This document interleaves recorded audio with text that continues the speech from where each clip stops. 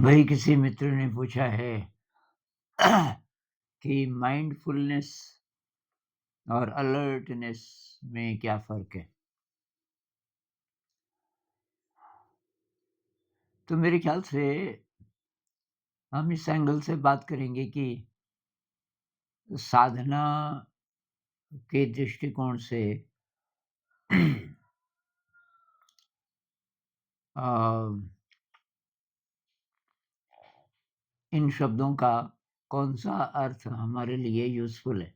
और भी शब्द हैं माइंडफुलनेस, अलर्टनेस के अलावा अवेयरनेस, अटेंशन, अ, केयरफुल लगभग इसी से रिलेटेड है। अवेयर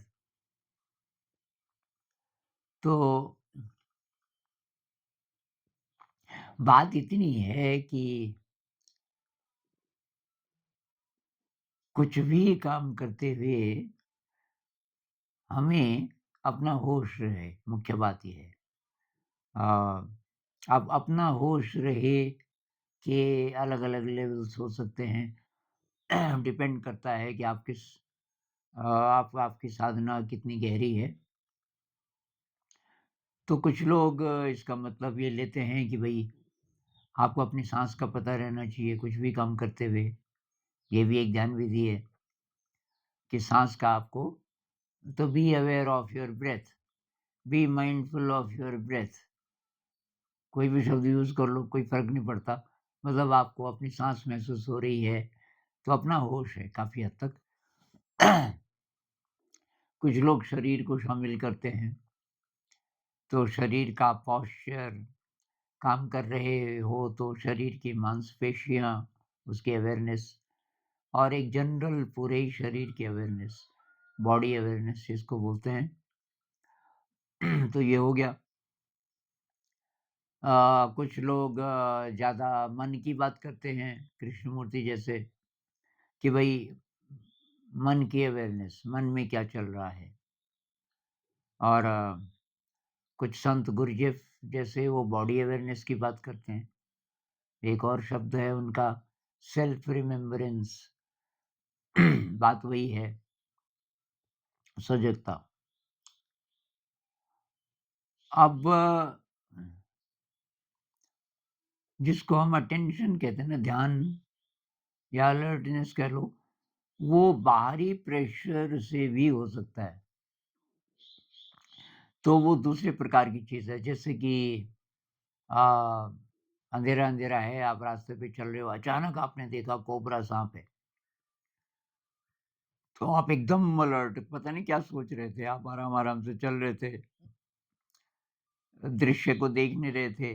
मतलब अंधेरा कैसे उतर रहा है धीरे-धीरे, अ, आसमान का रंग कैसे बदल रहा है, क्षितिज का रंग कैसे बदल रहा है, पेड़ों के रंग, मतलब पेड़ों में जो अ, ये जो अंधेरा है वो कैसे धीरे-धीरे घना हो रहा है।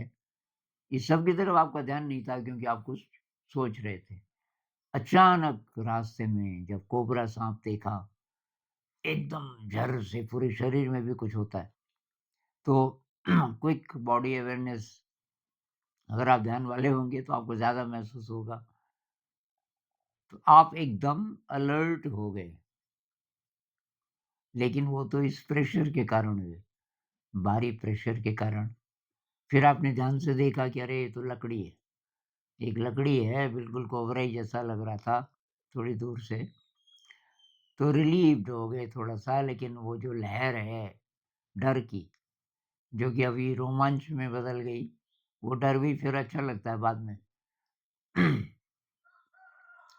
तो बाहरी प्रेशर के कारण जब हम अलर्ट होते हैं, जैसे ड्राइविंग के दौरान, आपको बहुत अलर्ट रहने की ज़रूरत है। आपका सारा ध्यान वहीं हो, नहीं तो एक्सीडेंट हो सकता है। उसी तरीके से आप डॉक्टर हो, ऑपरेशन कर रहे हो, तो उस समय पूरा ध्यान वहाँ होना चाहिए। तो कुछ-कुछ एक्टिविटीज़ हैं, जिनमें आपका पूरा ध्यान उस एक्टिविटी की तरफ चला जाता है। मन में ज़्यादा सोच-विचार की जगह नहीं है। तो एक तरीके से आप ध्यान में हैं लेकिन वो किसी बाहरी स्थिति के कारण आप एकाग्र हुए। बाहरी स्थिति को हटा दिया जाए तो आपकी एकाग्रता या आपका अटेंशन वो फिर खत्म हो जाएगा, काफ़ी धुंधला पड़ जाएगा। तो ध्यान के एंगल से अ, ज़्यादा ज़रूरी ये है कि कोई प्रेशर नहीं है कहीं बाहर। जीवन की अलग-अलग परिस्थितियाँ हैं और सामान्य परिस्थितियाँ, जैसे कि आप सुबह उठे तो आपने दाँत साफ किए, आप बाथरूम गए या आपने स्नान किया, अब आप नाश्ता बना रहे हो, आप रोटियाँ बेल रहे हो, फिर उसके बाद आप ये चल रहे हो, आप बस में बैठे हो, आप ऑफ़िस में हो, जितनी भी एक्टिविटीज़ हम पूरे दिन भर में करते हैं, तो ये जो करने वाला है, सबसे पहले इसके प्रति सजग। मतलब मुझे इसका पता चलना चाहिए, इस बॉडी माइंड का, इस शरीर का और मन में क्या चल रहा है। तो धीरे-धीरे दोनों का पता चलता रहता है। शरीर की अवेयरनेस तो जो लोग विपश्यना ध्यान करते हैं, शरीर उनका अपने आप अवेयर रहने लगता है हर समय। और अब तब आसान है मन को देखना, अब सारा ध्यान वो मन पे लगा सकते हैं, क्योंकि शरीर पहले से अवेयर है। शायद कृष्णमूर्ति जी इसीलिए बॉडी अवेयरनेस की बात नहीं करते, क्योंकि वो उन लोगों के लिए बात कर रहे हैं जो थोड़ा-सा एडवांस्ड है और बॉडी अवेयरनेस तो पहले से है, मतलब इतना होश उनको पहले से है कि उनको अपना शरीर महसूस होता रहता है। तो तब आप मन को देख सकते हो, कुछ भी करते हुए मन को देखो। तो मुख्य बात ये है, उसको माइंडफुलनेस बोलो, अवेयरनेस बोलो, कुछ भी बोलो, ये तो शब्द तो सब हमने बनाए, इंसान ने बात समझाने के लिए। बात ये है कि अ, कौन कर रहा है? मैं पेड़ को देख रहा हूँ, तो देखने वाले को देखते हुए देखो। ये तो देखने वाला है ना, मतलब ये यंत्र है और दिखा कौन रहा है, उसको मैं बोलो। मैं का मतलब वो शरीर और मन दोनों का स्वामी है, दोनों के बियॉन्ड है। क्योंकि मैं जब बोलता हूँ ना मेरा शरीर, जैसे मैं बोलूँ मेरी शर्ट, मतलब मैं शर्ट का मालिक हूँ, मैं शर्ट नहीं हूँ। मेरा शरीर, मतलब मैं शरीर का मालिक हूँ। शरीर मेरा एक तरीके से एक यंत्र है, ये एक वाहन है। उसी तरीके से मेरा मन, मतलब मैं मन नहीं हूँ, मैं मन का स्वामी हूँ। मैं मन को यूज़ करने वाला हूँ। तो ये मैं कौन है? तो इसी को पुरानी भाषा में आत्मा भी बोल देते थे कि असली संचालन वही करता है हर चीज़ का। ये है ना इसमें आत्मानं रथिनं विद्धि, ये यमराज बोलता है नचिकेता को। आत्मा रथ का मालिक है और ये सारा रथ है, वगैरह-वगैरह। तो तो असली बात वही है, सजगता। हर समय इसको देखते रहो।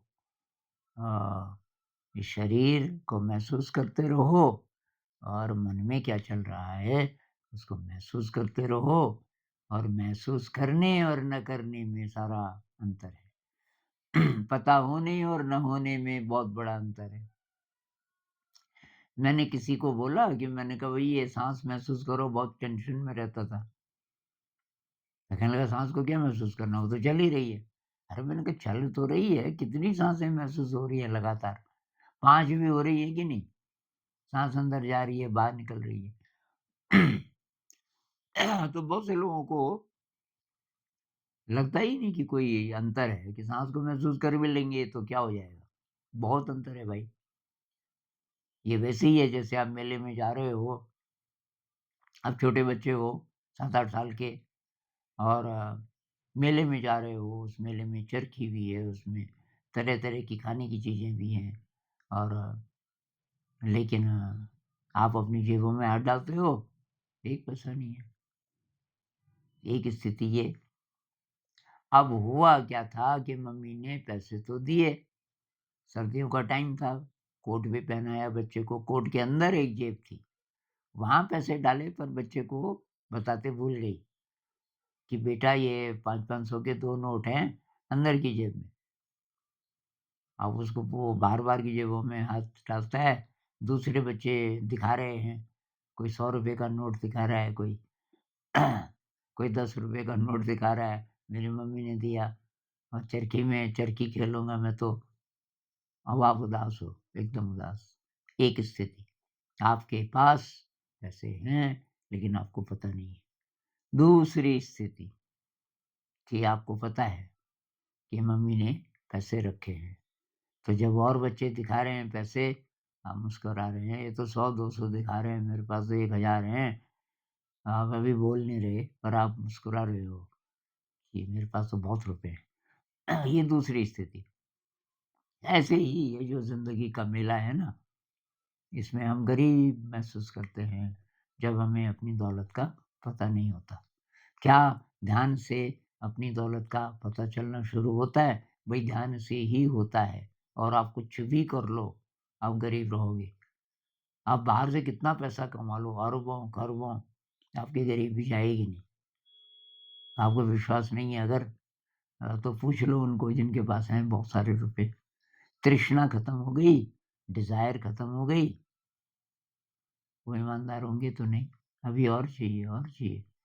जब तक तृष्णा है, तो तब तक गरीब हो आप। ये जब पता चलता है ध्यान का, तब अंदर की दौलत का पता चलता है। दूसरी बात कि यही दौलत काम आएगी जब आपके ये शरीर जाने वाला है, मृत्यु आ रही है, तब एक ही दौलत काम आती है। ये जो ध्यान से आपने अपने अंदर की जो अनुभूति प्राप्त कर ली, वो काम आती है। बाहर का कोई पैसा काम नहीं आएगा। अब तब पता चलेगा, जब जा ही रहे हो, तो बहुत लेट हो गया ना। अभी पता चलना चाहिए। बल्कि जब आप जवान हो, उस समय पता चल जाए, आप अभी से अभ्यास करना शुरू कर दो, तो बहुत बड़ी बात है। ये विष्णु पुराण में ना, एक बार किसी ने बोला कि ये सा विद्या या विमुक्त है, आप बार-बार बोलते हो कि शिक्षा तो वो है जो हमको मुक्त करे तमाम दुर्गुणों से, तमाम मैल से। ये आपने कहाँ से ली कोटेशन? मुझे भी नहीं पता था। ये पहले से मुझे कहीं से पता थी क्योंकि बहुत पॉपुलर है ना ये सा विद्या या विमुक्त है। तो कोई वेबसाइट बना रहा था स्कूल के लिए बहुत साल पहले एक अंग्रेज। उसने कहा कि मैं इसमें लिखना चाह रहा हूँ कि इसका सोर्स क्या है? मैंने कहा यार वो तो मेरे को नहीं पता कि आप पता करो। तो वो हमारे साथ रहने वाला था डेढ़ 2 3 महीना और। तो मैंने कहा अच्छा भाई 8-10 दिन दे मुझे और मैं पता करता हूँ। तो मैंने कुछ-कुछ जगह दोस्तों को फ़ोन किए। तो एक थे सन्यासी साउथ के और उनके ऐसे-ऐसे मित्र थे कि जिनको पूरे वेद पुराण कंठस्थ थे कइयों को काफ़ी हद तक। उसने कहा ये तो मामूली सी बात है।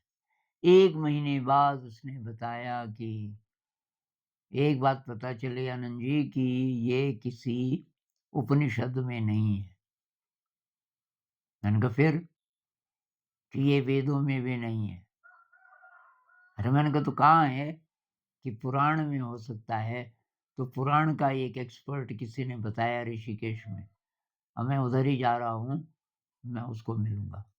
उसके करीब शायद 8-10 दिन बाद उन्होंने बोला कि ये विष्णु पुराण से है और ये प्रहलाद बोलता है अपने पिताजी को कि यत् कर्म तन्न बन्धाय सा विद्याया विमुक्तये। कर्म वो है जो हमें बाँधे नहीं। बाँधे का मतलब अगर मैं का भाव है काम करते समय तो आप बंध गए।